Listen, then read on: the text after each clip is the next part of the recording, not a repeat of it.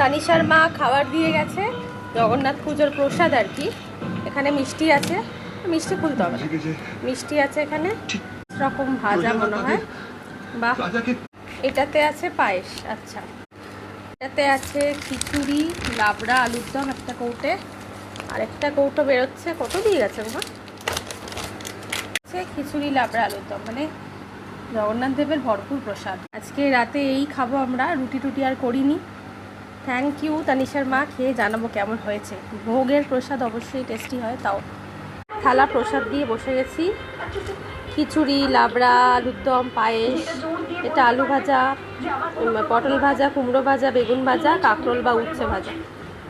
দেখি খেয়ে, একটুও বাড়িয়ে বলছি না, প্রসাদ সত্যি অপূর্ব হয়েছে। জয় Jagannath, thank you, thank you.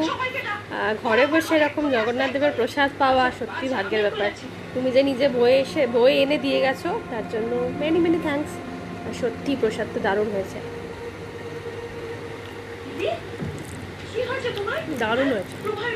নারকেল আছে খিচুড়িতে, কিশমিশ দিয়েছে, খুব টেস্টি হয়েছে। আর ঘিয়ের গন্ধওয়ালা খিচুড়ি, ভোগের খিচুড়ি আমার দারুণ লাগে, খুব সুন্দর হয়েছে, দারুণ দারুণ, পারফেক্ট।